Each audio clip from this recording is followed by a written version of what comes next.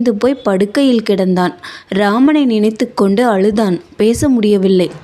பேசுவதற்கு கொஞ்சம் சக்தி வந்ததும், நான் எத்தனையோ கன்றுகளைக் கொன்று தாய்ப்பசுக்களை இம்சித்திருக்க வேண்டும். இல்லாவிடில் இந்த துக்கம் எனக்கு நேர்ந்திருக்காது.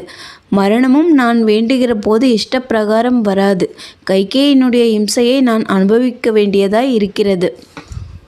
அக்னி தேவனைப் போல எழில் கொண்ட என் மகன் தன் உடையை கழற்றிவிட்டு மர உரியை தரித்தான்.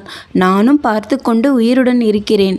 ராமா, ராமா, ராமா, வனம் போய்விட்டாயா என்று முணுமுணுத்து கொண்டு படுக்கையில் அரை நினைவாக கிடந்தான். பிறகு தெளிந்து, சுமந்திரனே, ரதம் கொண்டு வந்து குழந்தைகளையும் ஜானகியையும் ஏற்றிக்கொண்டு ராஜ்யத்தின் எல்லை வரை போ என்றான்.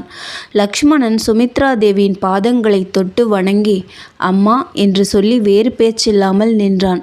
அவனை கட்டி அணைத்து சுமித்ரை உச்சி மோந்து, நீ அண்ணன் பெயரில் வைத்திருக்கும் அன்பே போதும்.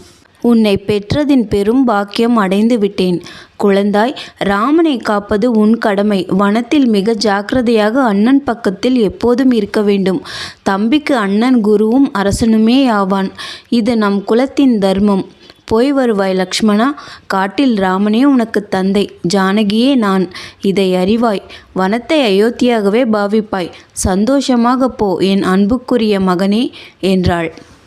ராமாயண கதையில் அதிகம் பேசாத மகா ஞானி, எதையும் முதிர்ந்த அறிவுடன் சரியாக உணர்ந்து நடந்து கொள்கிறவள் சுமித்ரா தேவி.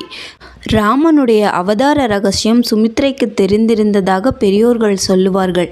கௌசல்யா தேவியைப் போல் மகனை தடுத்து பேசாமல் போய் வருவாய் என்று சுமித்ரை தன் மகன் லக்ஷ்மணனுக்கு தைரியமாகச் சொன்னாள்.